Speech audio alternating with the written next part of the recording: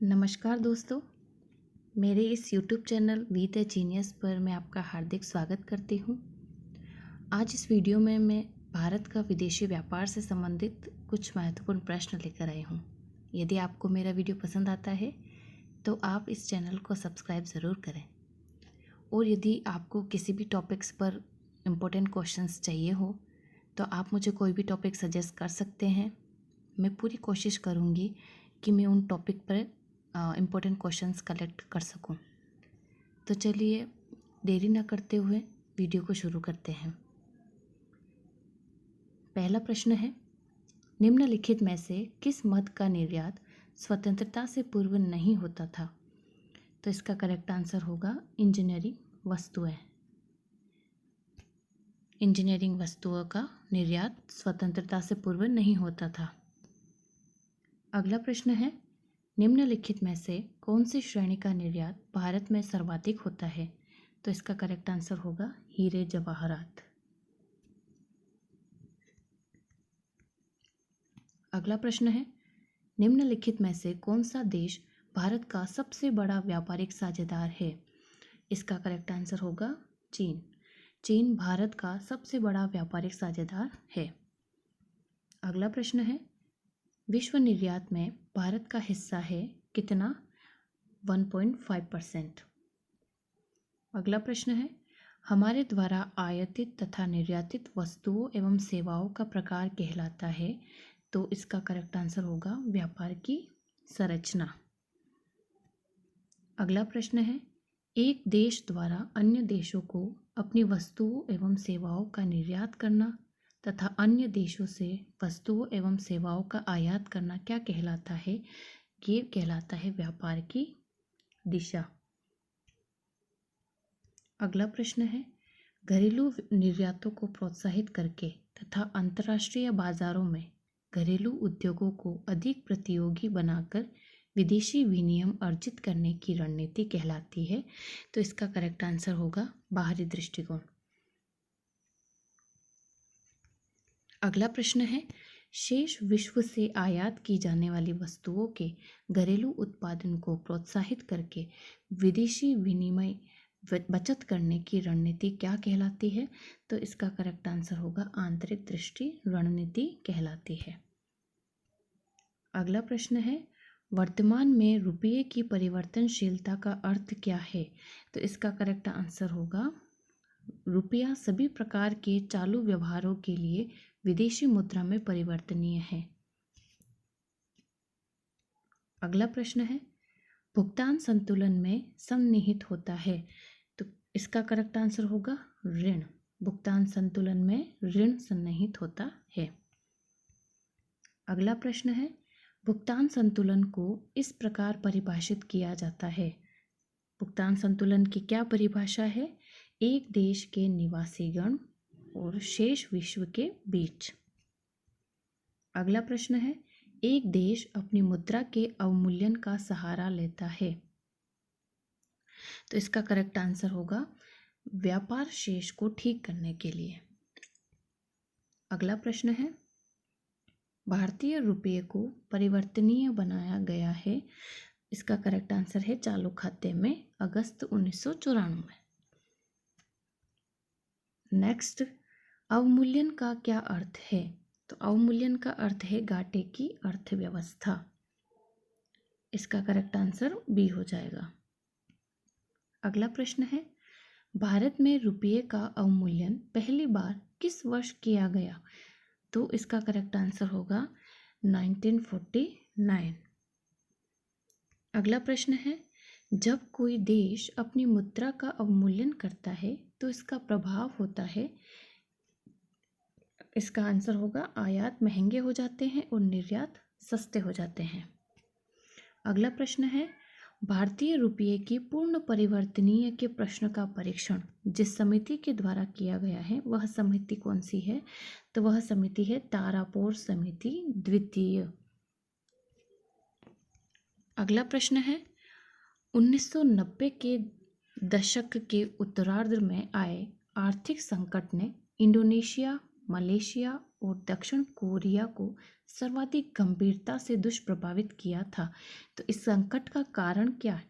इस संकट का कारण सामान्य तौर पर वित्तीय संसाधनों और वित्तीय क्षेत्र का कुप्रबंधन था। इसका करेक्ट आंसर ए हो जाएगा।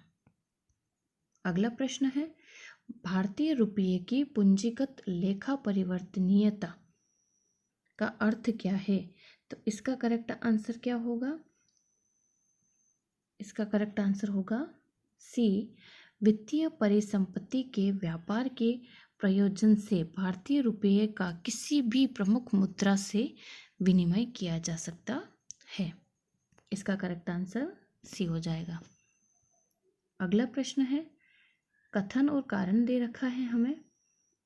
कथन है, अनेक चालू खाता लेन देन शीर्षों के लिए विदेशी विनिमय पर सीमा वर्ष 2000 में कम कर दी गई। कारण है, विदेशी मुद्रा परिसंपत्ति में भी गिरावट आ गई। तो इसका आंसर क्या होगा? ए सही है बट आर गलत है। ए सही है और आर गलत है, यानी कि कथन सही है बट कारण गलत है। अनेक चालू खाता लेन देन शीर्षों के लिए विदेशी विनिमय पर सीमा वर्ष 2000 कम कर दी गई है, ये सही है। विदेशी मुद्रा परिसंपत्ति में भी गिरावट आ गई, तो ये गलत है। कथन ए सही है और आर गलत है। अगला प्रश्न है, निम्नलिखित कथनों पर विचार कीजिए। भारतीय रुपया पूर्णतः परिवर्तनीय है। पहला है, भुगतान शेष के चालू लेखा के संबंध में। दूसरा है, भुगतान शेष को पूंजी लेखा के संबंध में। तीसरा है, स्वर्ण में। इनमें से कौन से कथन सही हैं? तो इसमें से सिर्फ और सिर्फ एक पहला कथन सही है। कौन सा है वो? भुगतान शेष के चालू लेखा के संबंध में, ये ही सही कथन है, बाकी गलत है। अगला प्रश्न है, रुपये की परिवर्तनीयता का तात्पर्य क्या है? तो रुपये की परिवर्तनीय का तात्पर्य है रुपये को अन्य प्रमुख मुद्राओं और अन्य प्रमुख मुद्राओं को रुपये में मुक्त रूप से परिवर्तित करने की अनुमति। यानी रुपये को मुद्राओं में और मुद्राओं को रुपये में पूर्ण रूप से मुक्त रूप से परिवर्तित करने की अनुमति ही रुपये की परिवर्तनीयता कहलाती है। इसका करेक्ट आंसर सी हो जाएगा। अगला प्रश्न है, निम्नलिखित कथनों पर विचार कीजिए। रुपये की पूर्ण विनिमयता का अभिप्राय हो सकता है। तो इसमें हमें बताना है, 3 ऑप्शन दे रखे हैं। पहला है, अन्य अंतर्राष्ट्रीय मुद्राओं के साथ इनका मुक्त प्रवाह। सेकंड है, देश के भीतर और बाहर किसी निर्धारित स्थान पर किसी अन्य अंतर्राष्ट्रीय मुद्रा के साथ इसका सीधा आदान प्रदान। थर्ड है, इसके द्वारा किसी अन्य अंतर्राष्ट्रीय मुद्रा की ही शांति कार्य करना। इन तीनों में से कौन से कथन सही हैं वो देखने हैं हमें। तो इन तीनों में से पहला और दूसरा कथन सही है, यानी कि एक है अन्य अंतर्राष्ट्रीय मुद्राओं के साथ इनका मुक्त प्रवाह, और देश के भीतर और बाहर किसी निर्धारित स्थान पर किसी अन्य अंतर्राष्ट्रीय मुद्रा के साथ इसका आदान प्रदान, ये दोनों सही हैं। अगला प्रश्न है, आर्थिक उदारीकरण नीति का एक महत्वपूर्ण लक्ष्य है भारतीय रुपये के लिए पूर्ण परिवर्तनीयता प्राप्त करना। इसका समर्थन किया जा रहा है क्योंकि, इसका करेक्ट आंसर होगा क्योंकि यह भारत में विदेशी पूंजी के प्रवाह को अधिक आकर्षित करेगी। क्या है प्रश्न, वापस पढ़ते हैं। आर्थिक उदारीकरण नीति का एक महत्वपूर्ण लक्ष्य है कि भारतीय रुपये के लिए पूर्ण परिवर्तनीयता प्राप्त करना। इसका समर्थन किया जा रहा है क्योंकि यह भारत में विदेशी पूंजी के प्रवाह को अधिक आकर्षित करेगी। आगे बढ़ते हैं। तारापोर समिति निम्नलिखित में से किस एक से संबंधित थी? तो इसका करेक्ट आंसर होगा पूर्ण पूंजी लेखा संपरिवर्तनीयता। अगला प्रश्न है, कथन और कारण है। कथन है, मुद्रा का अवमूल्यन निर्यातों को बढ़ाने के लिए किया जाता है, और इसका कारण है विदेशी बाजार में घरेलू वस्तुएं सस्ती हो जाती हैं। निम्न कूट में से सही उत्तर चयन कीजिए। तो सही उत्तर होगा ए और आर दोनों सही हैं। आर ए का सही स्पष्टीकरण नहीं है। मतलब कथन ए भी सही है, कारण आर भी सही है, बट ये सही स्पष्टीकरण नहीं है। मुद्रा का अवमूल्यन निर्यातों को बढ़ाने के लिए किया जा रहा है। विदेशी बाजार में घरेलू वस्तुएं सस्ती हो जाती हैं, तो कथन मतलब कारण ये सही है, बट ये कारण इस कथन की व्याख्या नहीं कर रहा है। तो इसका करेक्ट आंसर क्या हो जाएगा? बी हो जाएगा कि ए और आर दोनों सही हैं, बट आर ए का सही स्पष्टीकरण नहीं है। अगला प्रश्न है, निम्न में से कौन सा एक मुद्रा के अवमूल्यन का प्रभाव नहीं है?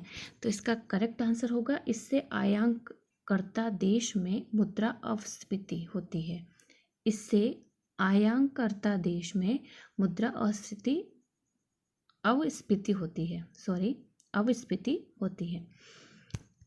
अगला प्रश्न है, निम्न में से किस रूप में विदेशी मुद्रा का प्रवाह भारतीय संदर्भ में अधिक उड़नशील कहा जाता है? इसका करेक्ट आंसर क्या होगा? उपयुक्त बी और सी दोनों, यानी कि अनिवासी भारतीय जमाएं और विदेशी पोर्टफोलियो निवेश, ये दोनों सही हैं इसके आंसर में। अगला प्रश्न है, जुलाई 1991 में मुद्रा का अवमूल्यन कितने प्रतिशत किया गया था? तो इसका करेक्ट आंसर हो जाएगा 20%। अगला प्रश्न है, किस देश ने यूरो को अपनी मुद्रा के रूप में नहीं स्वीकार किया? तो इसका करेक्ट आंसर होगा, ये सभी देश हैं, ब्रिटेन, डेनमार्क, स्वीडन, सभी देशों ने यूरो को अपनी मुद्रा के रूप में स्वीकार नहीं किया। तो ये थे दोस्तों विदेशी व्यापार, भारत की विदेशी व्यापार से संबंधित महत्वपूर्ण प्रश्न, और इसका पार्ट फर्स्ट है ये।